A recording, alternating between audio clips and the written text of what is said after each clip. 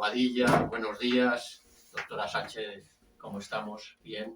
Muy buenos días, sí, muy bien, escuchando atentamente todas las entrevistas y asustada por el tema de los mosquitos. Sí, Hay que cuidarse. Bueno, sí. pues hoy, Eugenio, tenemos aquí una invitada de honor, que es doctora de Educación en la Universidad Complutense, máster en Neuroeducación, en Autismo y en TIC. Es también docente en la Universidad Católica Nuestra Señora de Paraguay, asesora pedagógica en el Centro Incluye-MEN, colaboradora de la Asociación CEDINASE, de la Asociación de Profesores y Padres de Apoyo a Personas y Familias con Trastorno del Espectro Autista. Es miembro también de las universidades, de reconocido prestigio, es investigadora, es conferenciante. En fin, para nosotros es un honor tenerla aquí hoy. Y hoy vamos a tratar un tema muy importante y es la relación de la familia con los hijos que tienen autismo. Esta familia que tienen un hijo dentro del trastorno del espectro autista, es muy importante cómo reaccionan estas familias, cómo lo abordan, cómo lo llevan, qué expectativas tienen, qué mitos hay que deshacer, aunque hay que decir, y esto desde un principio, creo que la doctora estará de acuerdo, que el tratamiento no es solo y exclusivo responsabilidad de la familia, que un niño autista no se cura, además el autismo no se cura nunca, simplemente con un tratamiento de la familia, que hace falta pues un abordaje integral y unos especialistas. ¿Estamos de acuerdo en este primer punto, doctora? Totalmente de acuerdo. Muy bien. Y es demasiado importante rescatar lo siguiente. La familia es un equipo y a ese equipo tiene que acompañar otro equipo, claro. Otro equipo de profesionales que miren. Yo siempre digo que miren desde otro punto. Complementario. Sí, y fundamental. Articulan y ahí se realizan intervenciones oportunas, intervenciones funcionales, intervenciones donde hacen normalmente los equipos, ¿verdad? Cuando trabajan el médico psiquiatra, el neurólogo, el pediatra, los logopedas, los psicólogos, y muchos otros, los musicoterapeutas, los kinesiólogos, ¿verdad? Todos los profesionales que puedan tener, ¿verdad?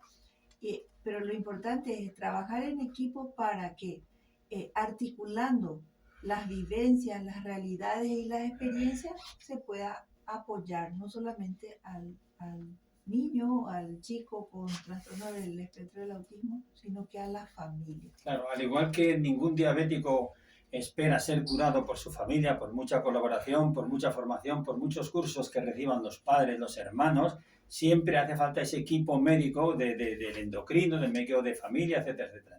Entonces, en esto igual, son equipos complementarios. ¿Y cuál es la principal expectativa o petición que hace la familia cuando acude con el niño con autismo al especialista? Bueno, hay muchas, las expectativas son variadas, pero hay una que se repite. En mi experiencia, lo que yo más escuché, donde llegaban los padres y las familias y decían, lo que yo más quiero en la vida es que hable. Eso, sí. Yo también lo he oído muchas veces en mi consulta, pero hablará como llegará un día a hablar como su hermano, como sus primos, como un niño normal. Entonces, ese hablar no resulta ser un reduccionismo de lo que es, porque el niño lo que necesita es comunicarse, ¿no? Hablar es una forma de comunicarse, no es un reduccionismo lo que piensan ahí las familias. Totalmente, porque la palabra, ¿verdad? El habla, o el lenguaje hablado, que nosotros le decimos, ¿verdad? Es un elemento de todo lo que es el proceso de comunicación, ¿verdad? O el sistema de comunicación, porque sabemos que la comunicación tiene el lenguaje el lenguaje expresivo, que es como manifiesto mis expresiones, el lenguaje comprensivo, comprender, ¿verdad? Que de repente a muchos nos falta todavía, ¿verdad? Y el lenguaje alternativo. Yo no tengo la palabra como elemento de comunicación, pero tengo los gestos, tengo los códigos, tengo las imágenes y tengo otros elementos que mi entorno me facilita. Claro, que además, eso es otro elemento. Yo recuerdo a mi padre, que nosotros somos 6 hermanos, nos hablaba con la mirada. Mi padre nos miraba y eso indicaba silencio, que había que escuchar las noticias, o que cuando comíamos pues no se hacía tal cosa, simplemente con la mirada entendíamos, ¿eh? Y es que ese es uno de los mitos que hay en el autismo, ¿no? Que si no mira, y ahí los niños autistas sí miran, lo que pasa es que tienen una mirada distinta, ¿eh? Eso es fundamental, doctor, lo que decís, o lo que manifestás, por ejemplo, que entenderle al otro como un legítimo otro, decía el doctor Maturana. ¿Qué significa eso? ¿Qué significa esa mirada, verdad? Nosotros lo que queremos, normalmente pretendemos, ¿verdad? Que mire como nosotros, que haga lo que nosotros hacemos como nosotros estamos acostumbrados, ¿verdad? Y si uno lo observa, ellos tienen Otro una código, manera otro código de totalmente comunicación, claro. y otra manera diferente de mirar o de observar. Y eso nosotros tenemos que descubrir. Por eso es lo que el lenguaje no se reduce a la palabra. Entonces, hacerle entender a la familia, a las mamás, a los papás, a las abuelas, a los tíos, ¿verdad? A los hermanos.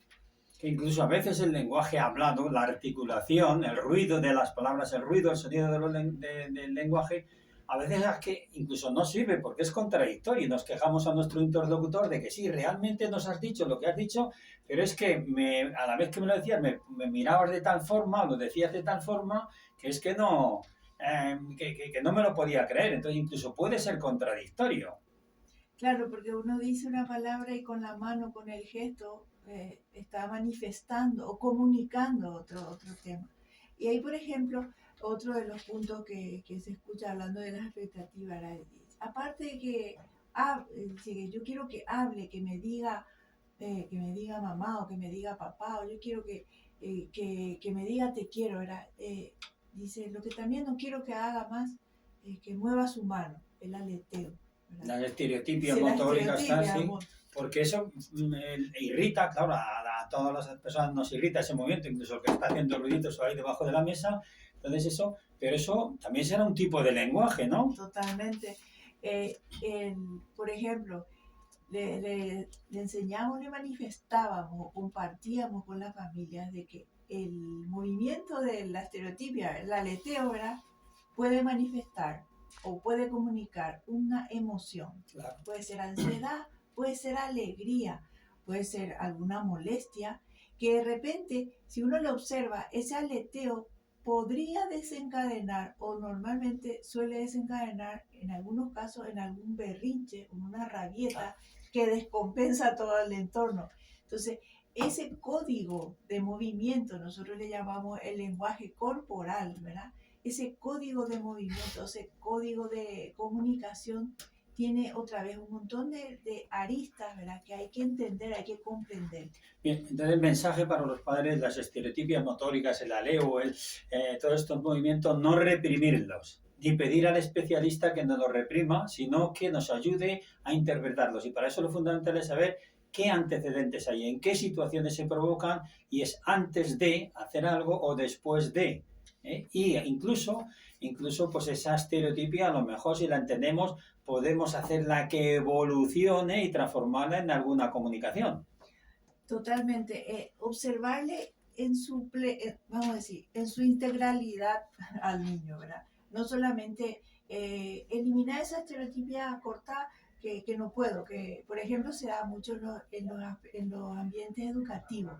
La maestra dice, pero cuando tiene ese movimiento, le distrae al otro compañero.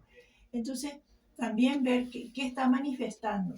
Entonces, mirarle al chico en todos sus aspectos, por qué comenzó la estereotipia, en qué momento estaba muy ansioso, estaba muy feliz, o algunas veces nosotros descubrimos que tenía hambre o que le dolía algo.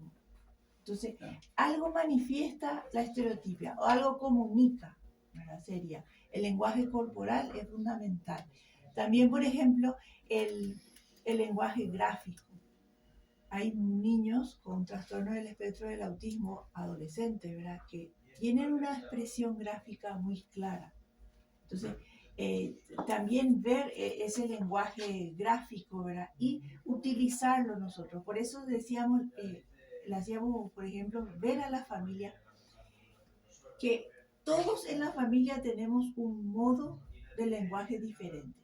Está el que le gusta contar historias, que es un lenguaje vivencial. Está el que simplemente está en un rincón, en silencio, que el silencio también es un tipo de lenguaje, ¿verdad? Está el que hay veces dice, no se queda quieto, ¿verdad? Es un lenguaje corporal, ¿verdad? Entonces, todos en la familia tenemos un lenguaje muy diverso y ese lenguaje hay que descubrir para lograr la comunicación entre todos, ¿verdad? Entonces, también compartíamos mucho con la familia que los ambientes cotidianos, ¿verdad? Por un lado se dice ambientes cotidianos, otros dicen los ambientes naturales, ¿verdad? Hay que, hay que potenciar esos ambientes para trabajar la comunicación, la convivencia con las personas con trastorno del espectro del autismo. ¿Y cuáles son esas actividades cotidianas? Por ejemplo, regar las plantas, pasear al perro, jugar en el patio, jugar la pelota, pero también descubrir esa comunicación o ese lenguaje comunicacional a partir de esas actividades sencillas. Claro. Que además en esas rutinas que hace el niño todos los días es cuando más relajado está y más fácil podría ser en la comunicación. O sea que deberíamos aprovechar estas conductas rutinarias para fortalecer la comunicación, para relacionarse más con él y transformarlo en una situación de aprendizaje, porque es cuando más receptivo está el niño, ¿no? Sí, y sobre todo, doctor, por ejemplo, entender que cada uno tiene una manera de ser diferente. Afortunadamente. Sí, y eso, por ejemplo, hay que ver. Yo, por ejemplo, compartía mucho con la familia de los adolescentes.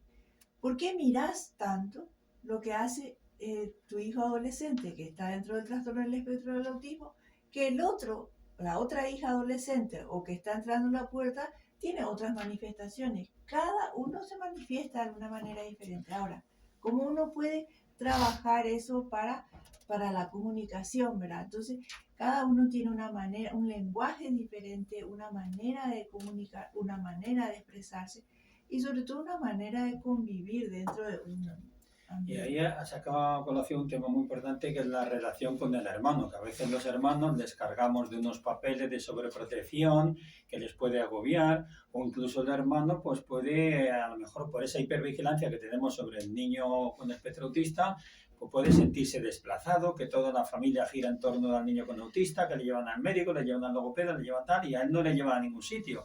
Eso puede derivar en celos, puede derivar o en una hiperresponsabilidad en un niño hermano que le obligan a hacer papeles de persona mayor, de maduro. Eso también será importante abordarlo con la familia, ¿no? El papel de los hermanos es fundamental dentro del sistema familiar, porque primero justamente por lo que comentabas, ¿verdad? Que todo está muy centrado en el hermano con trastorno del espectro del autismo, ¿verdad? Y cómo se siente, yo escucho mucho, sí, pero a mí nadie me hace caso. Entonces, tienen actividades o hacen, por ejemplo, comportamientos o conductas para llamar la atención. Yo también existo, ¿verdad? O, por ejemplo, se rebelan ante la situación Sí. misma. Yo he tenido en la consulta bastantes casos de hermanos, de niños con problemas de espectro autista, y que además esa falta de atención se manifestaba por problemas de conducta. O incluso algunos llegaban hasta negar la presencia de su hermano y no se lo comentaban a sus compañeros, o tenían una cierta agresividad contra su hermano por haberles fastidiado ese ideal que tenían de hermano con el que poder relacionarse y presentársela a sus amigos, etcétera, etcétera. Y recuerdo un chico que además era alto y guapo y fuerte, y entonces la hermana, que no tenía un trastorno espectro autista, estaba muy cabreada porque ella quería haber llevado a su hermano a presentárselo a sus amigas, etcétera, etcétera. Entonces es importante. Por lo tanto, entonces, el hermano podemos también intentar convertirle en un coterapeuta, ¿no? Y que sacarle de este sufrimiento y que también colabore en estas rutinas, ¿no? Y en esta comunicación.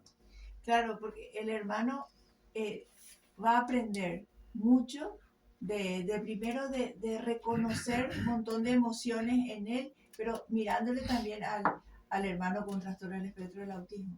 El hermano es una pieza fundamental, no solamente dentro de lo que es el contexto familiar, sino que dentro de la comunicación para con los otros del chico con trastorno del espectro autista. El hermano hay veces hay que enseñarle que él también es muy diferente a todos. Pero hay una experiencia que nosotros tenemos que el chico con trastorno del espectro autista estaba en el medio, era el hijo del medio. y tenía el hermano mayor y el hermano menor. Y el hermano mayor hacía de protector y el hermano menor hacía de no, vos podés, andá, vos primero. Entonces es como que quién le apoyaba más o quién le dio más autonomía, la actitud del hermano menor. No sobreprotegerlo tanto, sino que es como que darle más oportunidades y empujarle más y es como llevarle de la mano, ¿verdad? Entonces, esa situación fue muy valiosa para la familia, por ejemplo, porque decía, ahora entendimos que sobreprotegerlo tampoco nos la ayuda, sino que, y ahí, ¿quién le mostró esa experiencia? El hermano. Claro, la sobreprotección impide el desarrollo y el crecimiento, infantiliza y no le permite aprender. Bien, en este abordaje integral de la familia y dejando claro que hace falta también el otro equipo de profesionales, por muchos cursos que hagan la familia, por muchas cosas que lean, por muchos que se le formen, jamás podrán sustituir a los profesionales. ¿Qué beneficios podemos tener si adoptamos este abordaje? En primer lugar, conocernos en la convivencia familiar. Y eso es demasiado importante para todos, ¿verdad? Segundo, entender que el lenguaje hablado no es, hay veces que no es funcional, que lo más importante en un trastorno del espectro del autismo es la comunicación. Comunicarnos con él. Comunicarnos todos y que aprender los códigos de él, no solamente nosotros, que él aprenda nuestra manera de vivir, sino que ver un poco también qué los chicos, las personas con autismo nos están enseñando a nosotros. Será una manera de percibir la realidad, será una manera de lenguaje diferente. Y eso es lo que... Pero finalmente, ¿cuál es la experiencia o los resultados que dio esto? El lenguaje emocional familiar se comenzó a equilibrar cuando todos vimos que la comunicación no es solamente la palabra. Muy bien, doctora, pues estaríamos hablando mucho más tiempo, pero se nos echa tiempo encima, nos falta nuestro último invitado. Le agradecemos muchísimo su comunicación, su presencia y le invitamos a próximos programas aquí. Muchas gracias. Gracias, doctor, gracias a la audiencia.